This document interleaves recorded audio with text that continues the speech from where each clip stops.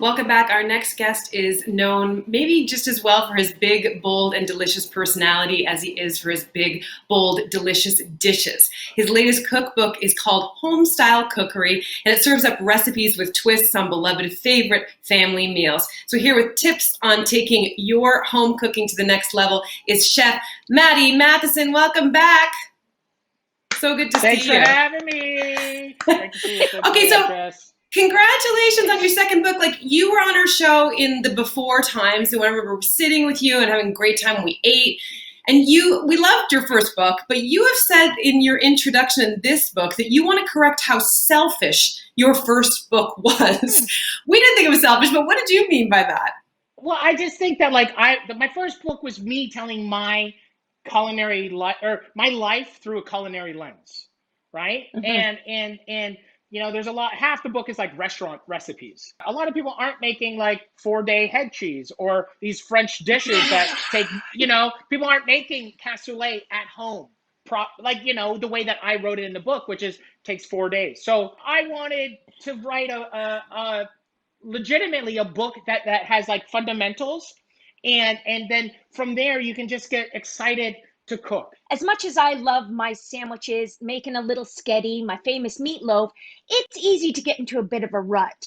So what advice do you have to keep the home cook, like me and many others, how to keep things a bit spicy? I myself get into ruts. I have my recipes that me and Trish and that we make constantly. I have my kind of 5 recipes that we always go to.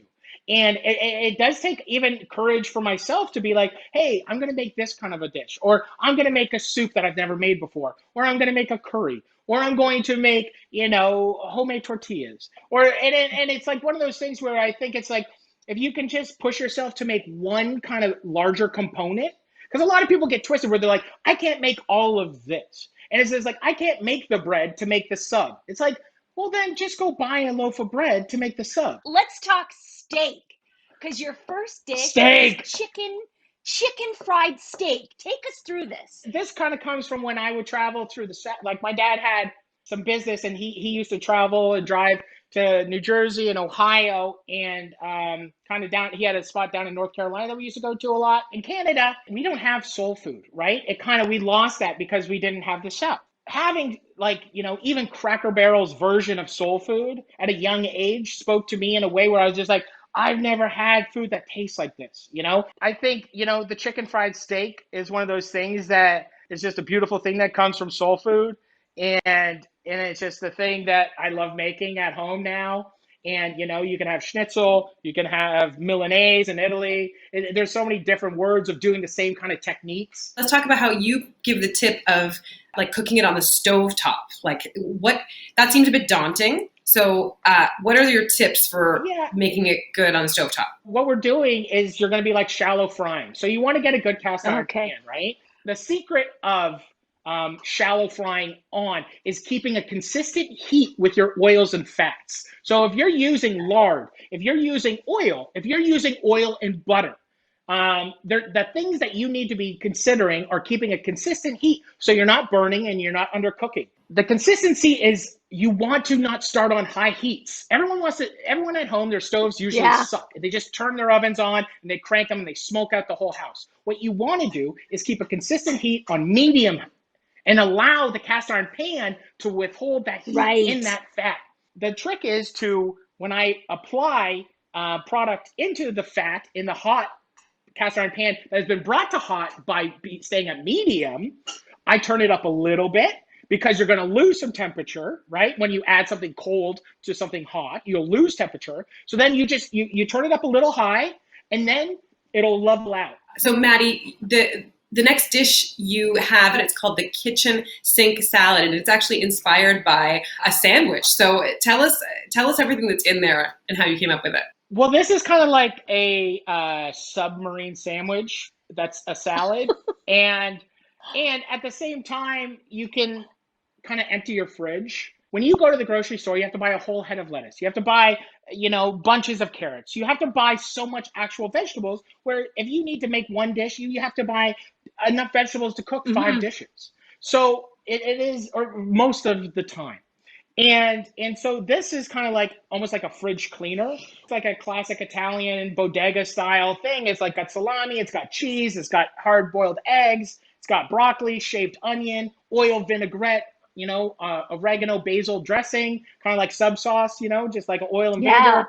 And you can have hot peppers, you can have pickled peppers. Listen, Maddie, I've admired you for so many years, especially your outspoken personality, but never more so than this year. You've been very outspoken about supporting Black Lives Matter and anti-racism, but being vocal, as we certainly know, certainly comes with criticism. Do you ever hesitate to speak out? Um, I think if you feel hesitant to speak out, then you're part of the problem. I think that let it fly.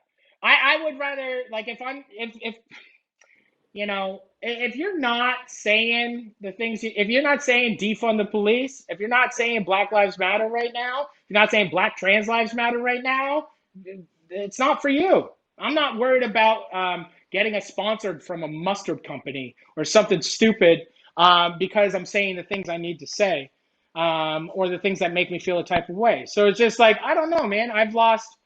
It's like I don't even catch them as losing. It's just kind of like if a brand doesn't want to work with me, then I don't want to work with you. Like if that's the Yeah. thing, like if and it's just I don't know. It's a very kind of sad thing that people don't and also I think that I'm doing like the bare minimum. I'm saying Hmm. stuff. I donate. I help. I give a percentage every month to different foundations and different causes. If you see the way that police, you should probably say something. And if you see the way that like the government treats Indigenous people in Canada, you can say something. And if you see the housing crisis that's happening in Toronto, you can say something. And that's the bare minimum, is saying something. We adore you. We adore your thoughts. We adore your food. We cannot wait to see you in a post-COVID world and hang out and actually eat together. Thank you so much for being here today. Thank you for having me. World peace. Yes. Okay, everyone who's watching, be sure to check out Matty's new cookbook. It's called Home Style Cookery. It is available now. Go out and get it. We'll be right back.